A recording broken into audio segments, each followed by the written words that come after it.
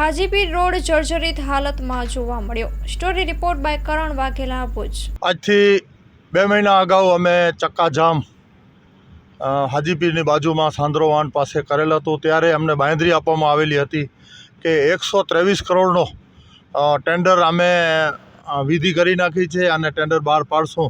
પણ તેનાથી પહેલાં 2 કરોડ રૂપિયા અમે રિપેરિંગ માટે ફાળવવાની વાત થઈ હતી। તે માટે 2 દિવસ પહેલાં અમે લોકો કાર્યપાલક એન્જિનિયર શ્રી માર્ગ અને મકાન વિભાગ એસ્ટેટ નાઈ સાહેબને રૂબરૂ મળી અને ચર્ચા વિચારણા કરી અને મેળાથી પહેલાં વહેલી તકે નવો રોડ બનવો જ્યારે ટેન્ડર નીકળે અને એની પ્રોસિજર થાય ત્યારે પણ અત્યારે 2 કરોડના ખર્ચે જે જર્જરિત હાલતમાં પગપાળા આવતા યાત્રીઓને પણ ચાલી ન શકે એવી પરિસ્થિતિવાળો રોડ હોવાથી તેને રિપેરિંગ કરવા માટેની ગ્રાન્ટ ફાળવવા માટે એમને બાંયધરી આપી હતી અને ટેન્ડર પાડવાની રિપેરિંગનો ટેન્ડર પાડવાની પણ એ લોકો પ્રક્રિયા કરી નાખી છે।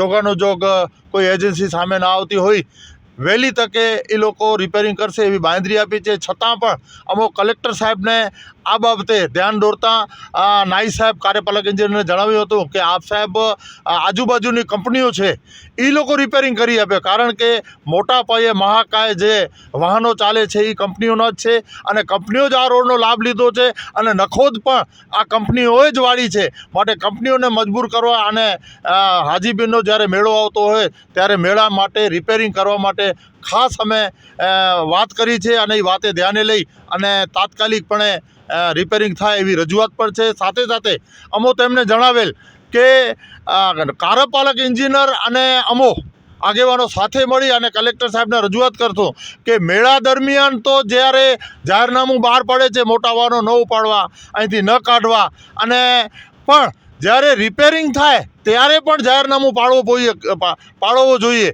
કારણ કે મોટા વાહનો જો ચાલશે અને રિપેરિંગ થશે એનો પછી કોઈ અર્થ રહેતો નથી। માટે તે બાબતની પણ અમે લેખિત રજૂઆત કરી છે કે ભાઈ રિપેરિંગ થાય ત્યારે આપ જાહેરનામું બહાર પાડો અને જે ટ્રાફિક છે મહાકાય લોડિંગ વાહનોની તેને અન્ય જગ્યાએથી ડાયવર્ટ કરી અને કામનું રિપેરિંગ કરવામાં આવે તો જ ક્યાંક ને ક્યાંક રોડનું અસ્તિત્વ ટકી રહેશે। નહીંતર એક બાજુ રિપેરિંગ થશે અને મહાકાય ઓવરલોડ જે વાહનો નીકળે છે તે એના ઉપરથી પસાર થશે તો જે રિપેરિંગ થયેલું છે તાત્કાલિક અઠવાડિયાની અંદર જ ખરાબ થઈ જવાની પરિસ્થિતિ ઊભી થાય છે। અને વધુમાં તેમણે જણાવ્યું હતું કે જ્યારે નવો રોડ બને ત્યારે રીતસરનો તમે ટેન્ડરની અંદર ડાયવર્ઝનના પ્રક્રિયાઓ રાખજો, જેના કારણે રોડ ઉપર વાહનો ન ચાલે અને ટકાઉ રહે।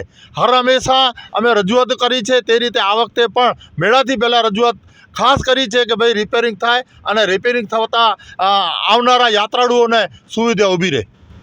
જે રીતે હાજીપીરનો મેળો નજીક છે અને પણ પગયાત્રીઓ જામનગર, મોરબી, રાજકોટ વગેરેથી આવતા હોય છે, એને કોઈ પરેશાન ન થાય એના માટે રજૂઆત કરેલી છે। હા, એના માટે અમે રજૂઆત એ જ કરી છે કે નાના મોટા વાહનો લઈને આવતા હોય અને 5-5, 10-10 ફૂટના ખાડાઓ રોડ ઉપર હોય અને એના માટે પદયાત્રીઓને કોઈ તકલીફ ન થાય તેના માટે ખાસ રિપેરિંગ કરવા માટેની જે વાત કરી છે તેને ધ્યાને લઈ અને કાર્યપાલક એન્જિનિયરે તાત્કાલિક ધોરણે કામ કરવાની બાંયધરી આપેલી છે। હાજીપીરનો મેળો ટૂંક સમયમાં રમઝાન મહિનો પૂર્ણ થતાની સાથે જ પદયાત્રીઓ ચાલુ થશે તે બાબતની પણ તેમની જોડે ચર્ચા થયેલી છે। માં motor driving, safe and sure driving. Driving એ શોખ સાથે આપની મોટી જવાબદારી પણ છે। અમારા ઇન્સ્ટ્રક્ટર દ્વારા સચોટ અને સરળ માર્ગદર્શન, આપની રોજની તાલીમની માહિતી મેળવીને શું અધુરાશ છે એના ઉપર પૂરું ફોકસ કરાય છે।